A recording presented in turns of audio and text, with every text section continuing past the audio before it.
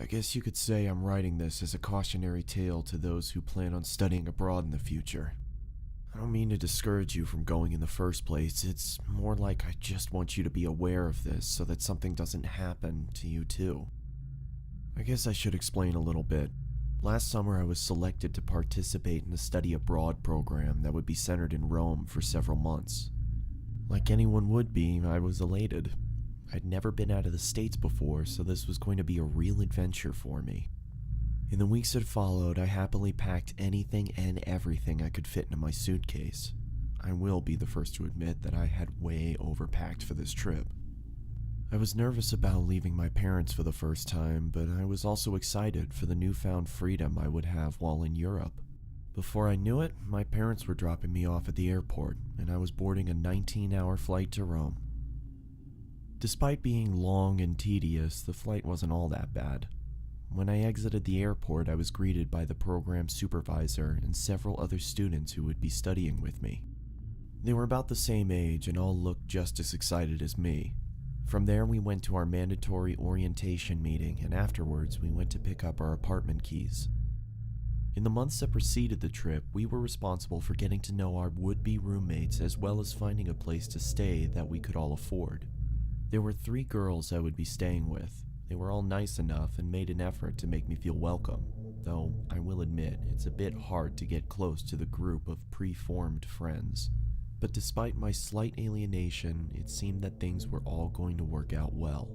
All of us were on a similar budget plan, and by that I mean none of us really had much money to spend. Because of this, we were all on the same page while searching for the cheapest apartment we could find.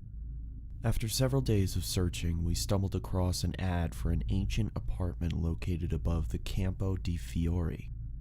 That was a prime location, and we couldn't believe it that it was still available, no less listed for an unbelievably low price. This immediately sent alarm bells off in my head.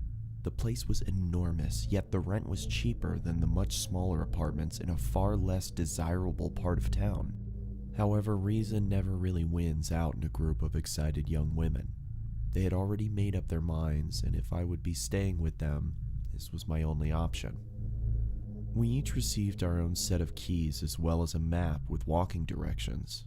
Because of its prime location, it really didn't take us long to get there. The Campo was amazing.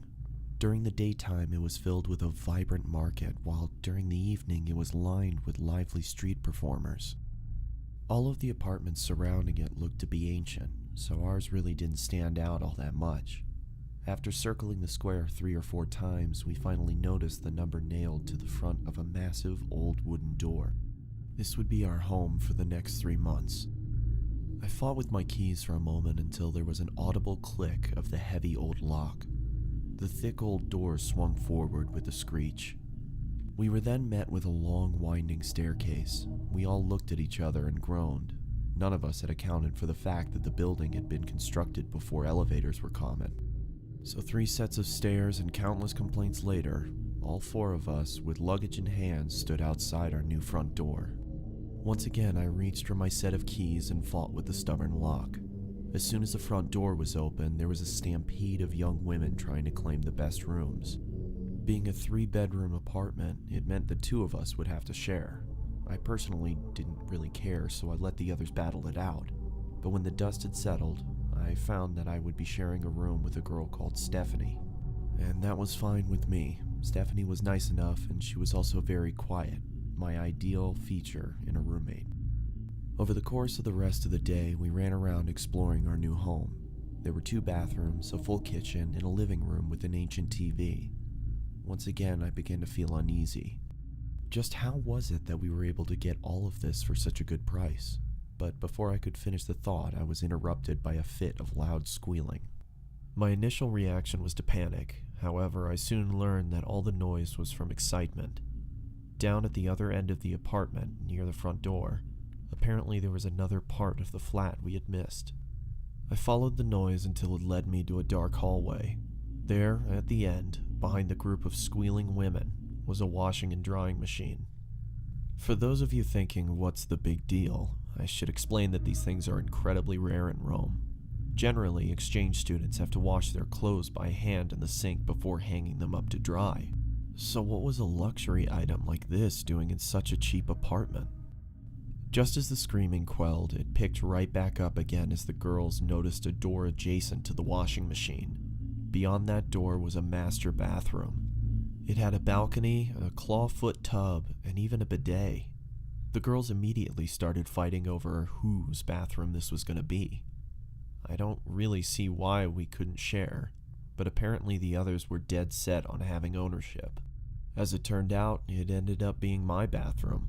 Stephanie had made a logical argument that because she and I had to share a bedroom while the other two each got their own, it was only fair that she and I got to share the master bath. And I'll admit that at first I was actually kind of excited. It was, after all, a really nice room. However, over the course of the next several weeks, I began to grow more and more weary of that room. I don't know how to put it into words. It's like every time I went into that room, I could feel something's eyes on me. And the voyeuristic element wasn't really what had me so unnerved. It felt like whatever was watching me was angry. That it didn't want me there, and that it wanted to hurt me. I began doing everything in my power to avoid that room. I asked Alicia if she would mind if I were to use her restroom occasionally. I even made up a lame excuse about how it was far more convenient since her room was so close while my bathroom was at the other end of the flat at the end of a very long hallway. She happily agreed though, but I told her that she could use my bathroom anytime she liked. That worked well for a while. For about the first 2 months of my trip, I was able to completely avoid the eerie room. It wasn't until the final month that everything began to unravel. One night as I prepared to brush my teeth, I found that Alicia was already occupying her bathroom. I could hear giggles coming from down the hallway. It was clear both Stephanie and our other roommate were both getting ready for bed in the master bath. I decided that since there was strength in numbers, it would be alright just for tonight. So I made my way down to the large bathroom where I joined the boisterous girls in brushing my teeth. They were in the midst of some conversation when Lindsay, our other roommate, had broken into such a furious fit of laughter that she had to lean on the wall for support. But suddenly she jolted upright as if she had been shocked. We all looked at what had been the cause of her reaction. There on the wall, about the same level as the bathtub, was a tiny door. None of us had noticed it because it was the same color as the walls. The landlord had even painted over it. Naturally, this made me a bit nervous. Whatever it was, the landlord clearly didn't want anyone opening it. But as usual, throwing all caution to the wind, Lindsay reached out for the handle and began tugging with all of her might. Stephanie clucked her tongue in disapproval before pulling out a small pocket knife. She began delicately carving along the seam of the door. I wanted to beg her to stop, but I really didn't have the energy to argue that night. So within a few minutes, Lindsay had yanked the little door open with a loud crack. It was a crawlspace. It was fairly large. My guess would have been you could have fit 3 or 4 people in there. I was rather curious as to why the landlord would have sealed up an empty little room. While I thought about this, Stephanie and Lindsay began calling for Alicia to come see their new discovery. She was just as excited as they were when they first discovered it. However, as could be expected, this excitement waned over time, and eventually the crawlspace was just turned into storage for a few towels and laundry baskets. In the following days after the unsealing of the crawlspace, things started to go from eerie to downright terrifying. Annoyingly, Alicia had changed her nightly routine so that I could no longer use her bathroom in the evenings. Once again, I was back in the large bathroom, all the while, the feeling that I was being watched growing worse and worse. I began to get so paranoid each time I went into that room that I would literally jump at the slightest noise of pipes settling, and as soon as I was finished, I would run at full speed down the hallway and close the door behind me. For some reason, I seemed to be the only one feeling this way. It's not like I could have told the other girls either.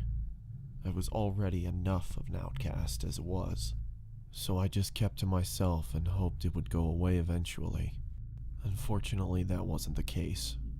One night, as I was getting ready for bed, I found myself alone in the bathroom.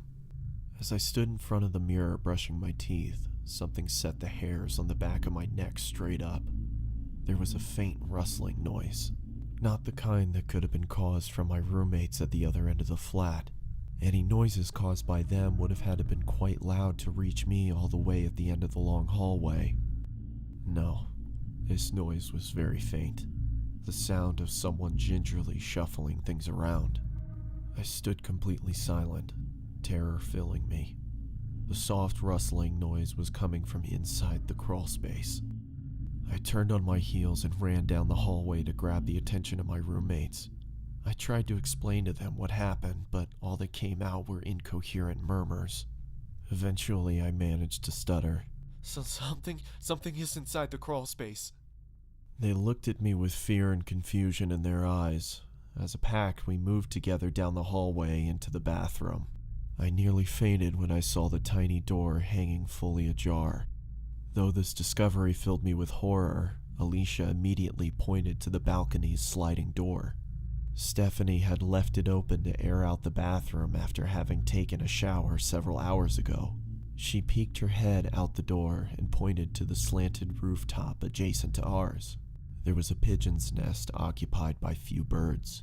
The girls surmised that a pigeon must have found its way in and was the cause of the disturbance. They all had a good laugh as we made our way back to the living room. I pretended to shake it off, but I knew it was not a pigeon that caused the rustling noise. First off, the tiny door had been shut tight all day. None of us really cared to leave it open because it smelled quite musty inside. And secondly, the door had been shut when I left the bathroom. I am certain of this. Yet, there it was, wide open when I returned. You're not going to tell me that a pigeon knows how to and is capable of opening and closing a door all by itself. It was at this point that I began to suspect that something was terribly wrong with this apartment. When I got back to my room, I pulled out my laptop and called my best friend via Skype. She had always been the skeptical and methodical type. However, she also kept an open mind towards things that were hard to explain. I decided that out of anyone, she was probably the best to talk to about my situation. As I expected, she was initially quite doubtful, though she also agreed with me that a pigeon was quite likely not the source. She asked me if I had any photos of the crawlspace. She said that if she could see it, that would help her to understand a little more clearly, and possibly help her to come up with a more logical explanation. Relieved at her willingness to at least help me out, I reached for my camera and made my way back down the eerie hallway. When I arrived, I found, to my relief, that the door was still closed. I stood in front of it for a moment, gathering my nerve before finally pulling the little door open. Despite the clutter left inside by my roommates, it was empty. I snapped a quick photo before closing the door once more and running back to my room. I immediately plunged my camera into my computer and uploaded the photo. When I finally opened the image, I was petrified by what I saw. There, in the upper right-hand corner, was a face, baring its teeth at me. My whole body began violently shaking. "Dear God, that thing is in our home," I muttered to myself. Fear began to overtake me. Someone had sealed whatever it was inside of that crawlspace, and we had let it out. I was so absorbed in my panic I didn't even notice when my roommate returned. She was so blissfully unaware of the imminent danger we were in. Yet even if I tried to warn her, she would not believe me. I was at a loss of what to do, and finally decided that I would deal with it in the morning. Though not by a large amount, I did feel braver in the sunlight. From there, I attempted to get some sleep. Though for the first time ever since being there, I closed and bolted my door before getting into bed. Stephanie eyed me suspiciously while doing so, but I just told her jokingly that Lindsay had been sneaking into our room the previous nights and had been stealing my Nutella. She laughed heartedly, shaking her head before settling down for the night. I will admit that the only reason I was able to find any sleep that night was because of her presence. Something about not being alone can give one a sense of false security. It was about 2 o'clock in the morning when the sound woke me. I had always been a light sleeper, so the faint noise was enough to stir me. It sounded like a door being pushed open at the other end of the flat, followed by footsteps. But they weren't just normal footsteps. They were far too fast. It sounded like someone was running at full speed from the foyer to the living room and all about the apartment. But these weren't heavy footfalls like the kind you would expect from a running person. They were very light, almost unnaturally so. My initial reaction was to assume it was either Alicia or Lindsay, so I got up and stuck my ear to the wall behind me that separated Lindsay's room from mine. I could hear her faint but steady breathing. She was clearly asleep. It wasn't her. I then crossed over to the other side of the room near the door and once again stuck my ear to the wall. Alicia's snoring was quite audible. There's no way it was her. I slowly began to grow fearful as I turned in a last resort to see if Stephanie had perhaps gotten up, but I could plainly see her resting form silently rising up and down. A shiver went down my spine and I nearly screamed when I realized the footsteps had come to a stop outside of my door. Despite all the lights being out, I could clearly see the looming dark shadow of a form through the tiny crack at the foot of my door. I dared not move. Whatever it was just standing there, waiting. Then to my horror, my doorknob slowly began to jiggle, gently at first, but then growing violent at the realization of it being locked. The noise of it eventually woke my roommate. She sat up, blinking in confusion. That instant, the jiggling of the doorknob stopped. She asked me just what the hell I was doing and if I knew what time it was. I told her it wasn't me. I told her that whatever had opened the door to the crawlspace the previous day had come back. But she just furrowed her brow at me and said that I needed to get more sleep. The next day I made an appointment with my program supervisor. I told him that I just needed to go home. He tried to tell me that I was just homesick and that it would pass, but I insisted. He eventually gave up and let me call my parents. They were confused, but understanding. They were able to change the date of my return flight to the following morning. I really wanted to get out of there that day, but understandably that was the soonest they could manage. Unfortunately, this meant that I would have to stay one more night in the apartment.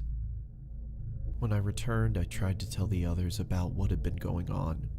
I knew I was going to be getting out of there and would be out of danger, but I was still immensely worried for their safety. But none of them took me seriously. They looked at me like I was a madman.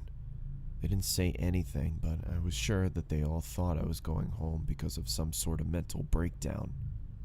At that point, there was nothing I could say that would convince them, so that night I locked my door and hesitantly went to bed. And right on cue, once again around 2 o'clock in the morning, I was awoken by the rapid footsteps scampering around the apartment. I could hear the door to the bathroom begin to creak open, followed by the door at the end of the hallway. The footsteps grew louder and faster as they moved through the apartment, and finally, once more, they came to a pause outside of my door. I could hear breathing this time, slow and heavy. I sat up in panic, and to my horror, I saw that Stephanie had forgotten to lock the door behind her after getting up to use the restroom. It was right outside my door, and I did not know if I had time to jump up and try to lock it before the thing realized that there was nothing blocking its way. I hesitated a moment too long, and by the time I sat up straight in my bed, the handle slowly began to turn. I froze in terror as the door cracked open, revealing my tormentor. It stood there ominously in the doorway, staring me down. Its eyes protruded slightly from its skull and gave off a very faint bluish light. It didn't appear to have a nose, only slits where the nostrils should have been. It had the teeth of a man, but had no lips, giving it the impression of an eternally toothy snarl.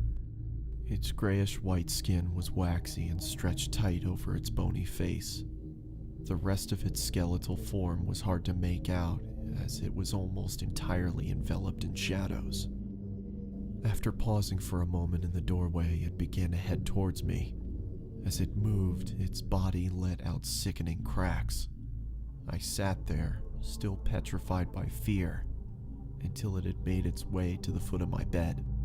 Its heavy breaths were deafeningly loud. I don't know how Stephanie slept through it. The air had begun to smell sour and stagnant. With frightening speed, it jolted to the other side of the bed, mere feet from us. I gagged at the smell of it, like sulfur and rotting flesh. Slowly, it unfurled one of its gnarly hands and proceeded to reach for me. Not until it was several inches away did I finally find my voice. I screamed as loud as I possibly could, and it halted in its tracks. Stephanie shot up from her bed, visibly frightened. The creature hunched over on all fours and fled from the room with unsettling movements that recalled those of a spider. A moment later, Stephanie switched the light on and looked at me furiously. She demanded to know what the fuss was all about. I told her exactly what had happened, but she just called me a nutcase. The taxi came to pick me up very early in the morning. The sun had not even risen by the time it arrived. None of the girls came to see me off, but I expected this. After loading my luggage into the trunk, I climbed into the back seat of the old cab. It had driven right through the square and was sitting at the base of my apartment.